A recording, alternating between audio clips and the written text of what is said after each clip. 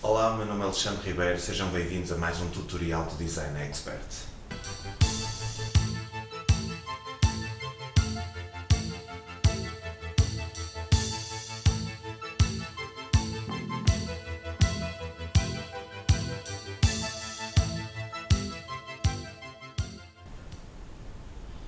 O Design Expert, conforme já tivemos a oportunidade de saber noutros tutoriais, é um software desenvolvido sobre o ZWCAD que permite fazer cálculo estrutural e também desenho de estruturas. A componente de cálculo e de análise estrutural é uma componente que tem um custo, ao passo que a parte de desenho é completamente gratuita.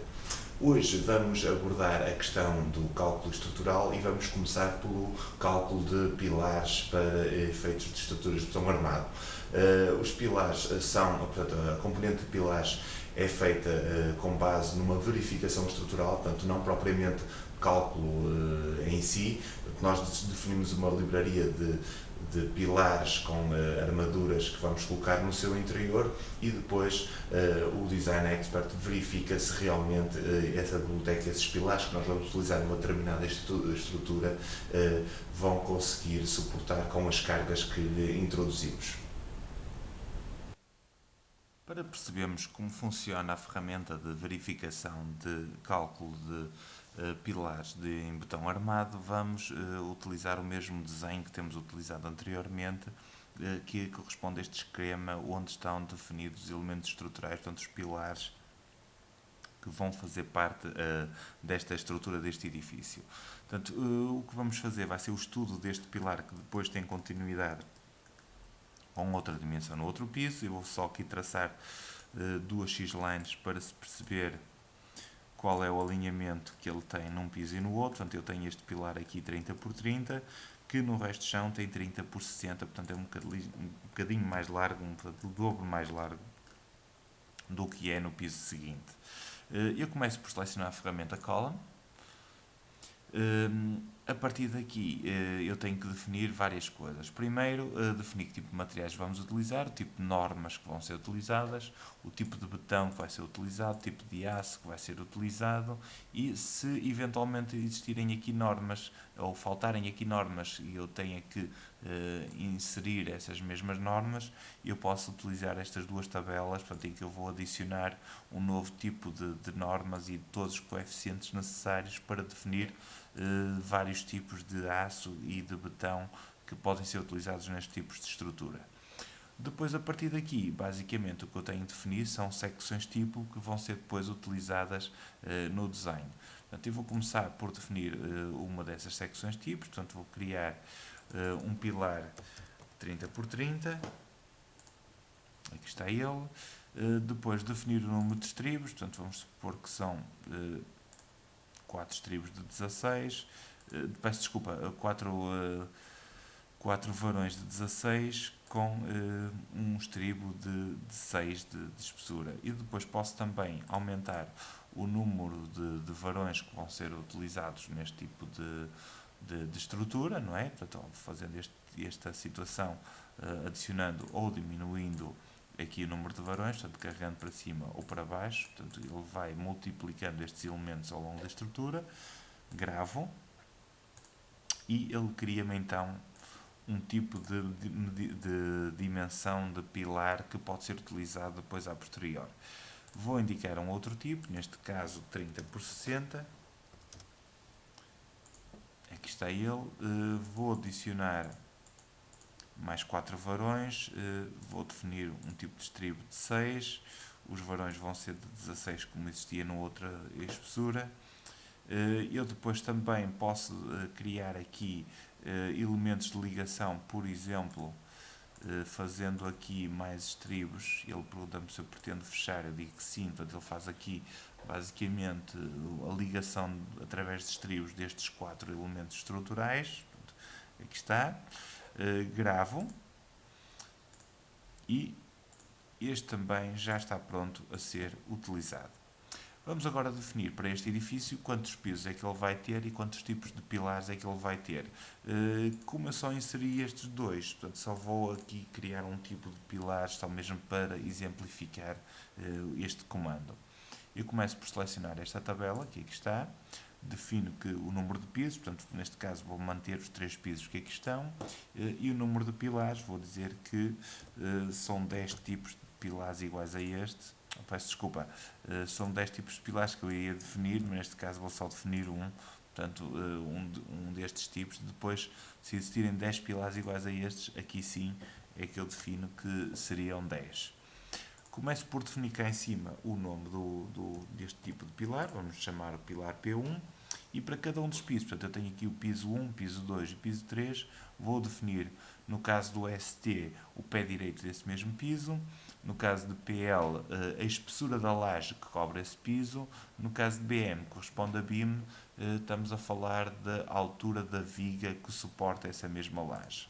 Vou começar por definir o pé direito em cada um deles, portanto o pé direito do nível 2 será 300 cm, no nível 3 será também 300 cm, no nível 1 vamos pôr 250. Depois a espessura da laje que está sobre esse piso, vamos pôr em todos eles 35, e as espessuras das vigas, as alturas das vigas que suportam essas mesmas lajes, vamos pôr 45, neste caso vou só pôr 40. Depois, a nível de fundação, temos que pôr a profundidade em que se encontra o topo da sapata de fundação deste mesmo pilar e também a profundidade dessa mesma sapata. Depois de definirmos esta situação, vamos passar à definição das cargas.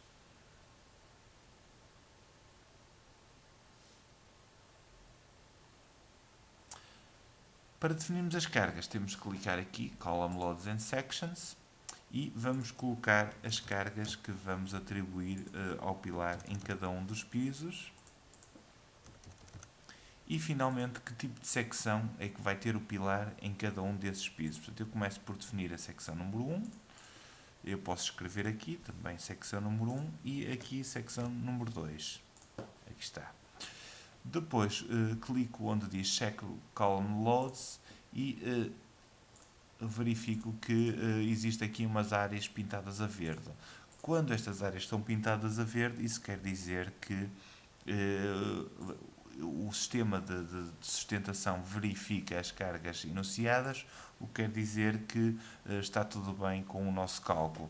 Se eventualmente eu colocar uma carga superior, vamos pôr aqui um valor exagerado, ele coloca-me aqui esta área pintada a vermelho, o que quer dizer que não é possível, portanto, fazer esta estrutura aguentar com a carga que está prevista para aquele mesmo pilar.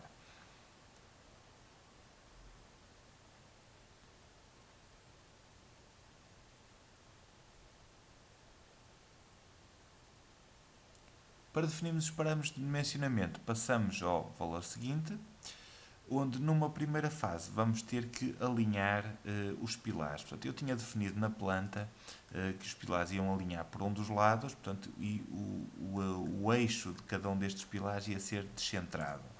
Então, o que eu verifico aqui é que o eixo está, de facto, todo no mesmo alinhamento, e então o que eu vou ter que fazer vai ser desviar este pilar do piso do resto do chão 15 cm para a direita. Vou ligar o horta, isto basicamente tem aqui um mini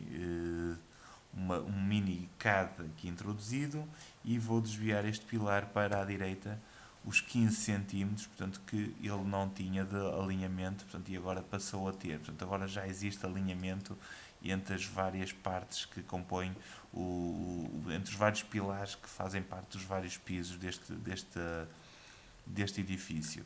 Eu consigo verificar aqui a altura do piso, portanto, a espessura da laje e também a altura da viga que diz respeito a cada um destes pisos.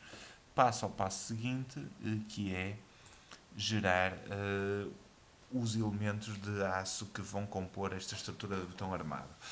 Grande parte destes dados já viram os vídeos relativos às escadas e às vigas já são dados conhecidos.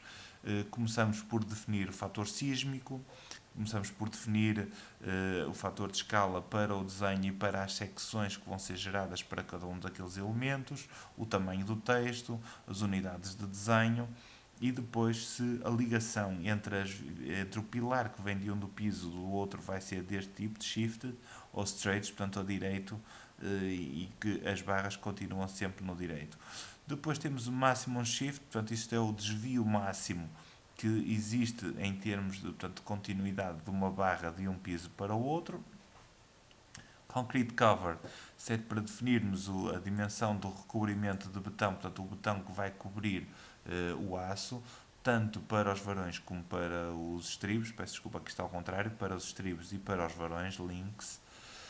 Depois, que tipo de estribos é que vão ser utilizados, se vão estar ligados a 90 graus ou se vão ser 45 graus, e quando temos um estribo único, que tipo de ligação é que é feito entre um varão e o outro. Portanto, estamos a falar de um tipo de estribos que abraçam 4 varões, mas que apenas interligam um varão ao outro. Depois, se o reforço vai ser feito nas zonas de tensão ou nas zonas de compressão da viga, a seguir vamos ter que definir várias situações. Por exemplo, podemos pôr overlapping, definir um diâmetro personalizado para os elementos. O link spacing, aqui definimos a distância que existe entre um estribo e o outro. E depois no condensation, portanto, se isto estiver ativado, isto quer dizer que os estribos vão ser todos espaçados exatamente com a mesma distância. Portanto, se eu não definir isto, o que vai acontecer é que se eu desativar esta opção, o que vai acontecer é que vai aparecer mais estribos nas zonas junto ao teto e junto ao chão, portanto, para fazer o reforço desses mesmos espaços. Já agora esqueci-me de dizer que, definindo o link spacing, a espessura dos estribos é calculada em função deste distanciamento que existe entre um estribo e o outro. Depois, que nível de desenho é que pretendemos? Se será um nível de desenho onde aparece o detalhe em vista e em corte de cada um dos elementos, ou se vai apenas aparecer uma tabela com o detalhe.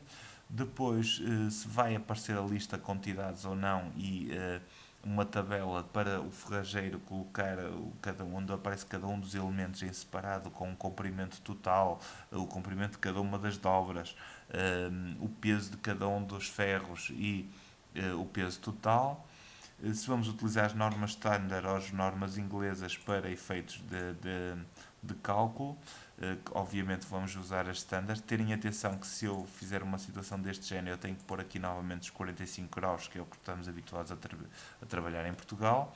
E também um fator de arredondamento, portanto uma margem de erro para o corte do aço e dobragem do aço, portanto para atendermos quando dobramos o aço ele vai perder um bocadinho do seu comprimento. Depois, que tipo de programa é que vamos utilizar para a saída do desenho, se será o AutoCAD ou se será o ZWCAD, vamos manter o ZWCAD e faço o save e ele automaticamente gera-me o pormenor desta viga. Depois aqui isto pode ser trabalhado ainda de outra forma, portanto se eu entender, como aqui verifico, que o meu desenho está demasiado em cima do pormenor, portanto estas secções estão demasiado em cima do pormenor, eu posso pegar nestes grips e desviar portanto, os desenhos um bocadinho para a esquerda para não ficarem tão em cima do que já lá está, não é? Também posso, por exemplo, centrar um bocadinho mais esta tabela pelo desenho.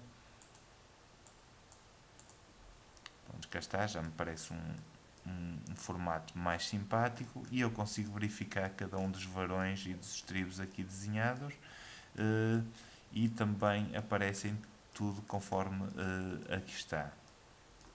Próxima fase, criar um desenho novo dentro do ZWCAD e clicar no ícone do ZWCAD e automaticamente toda esta informação que aqui está vai ser exportada para o ZWCAD em formato de desenho. Aqui está ele, onde eu encontro todo o desenho de cada um das secções que compõem o pilar, o alçado do pilar e a ligação com as sapatas e todos os estribos que também constituem esta estrutura.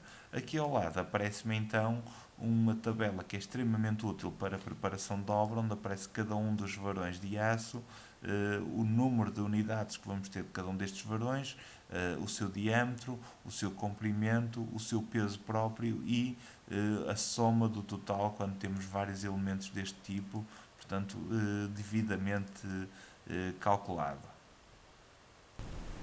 Depois temos obtido todo o pormenor ao nível de desenhos da estrutura de um pilar. Vamos ver agora como é que nós, depois de termos a lista de quantidades para o ferrageiro colocar essa situação em obra, como é que podemos pegar nessa lista de quantidades e transformá-la numa folha de cálculo para efeitos de orçamentação. A grande vantagem do Design Expert é que depois de termos este trabalho todo feito, podemos exportar, criar tabelas de medições através do ícone Bar Schedule, em que seleciono muito rapidamente estes elementos desenhados, portanto ele vai fazer a filtragem do que realmente me interessa, confirmo, portanto ele cria-me então uma lista de quantidades de cada um destes elementos que vai ser utilizados na estrutura e permite-me gravar num formato CSV este elemento estrutural, portanto neste caso é o pilar P1, peço desculpa, faço guardar e então eu posso abrir isto numa folha de cálculo e fazer os cálculos através do total de quilogramas, atribuir-lhe um valor por quilo ao aço e dessa forma obter a quantidade de aço necessária para fazer este tipo de estrutura. Sobre pilares no Design Expert é tudo. Resta-me agradecer a vossa disponibilidade para visualizarem este tutorial. Voltaremos com mais tutoriais sobre Design Expert no futuro. Espero que tenham gostado. Se eventualmente houver algum tipo de tutorial que pretenda que a gente desenvolva, não só a nível do Design Expert, mas como por exemplo em relação ao ZWCAD, por favor enviem um e-mail para arquitectoalexandre@gmail.com arquitectoalexandre@gmail.com. Muito obrigado e até uma próxima oportunidade.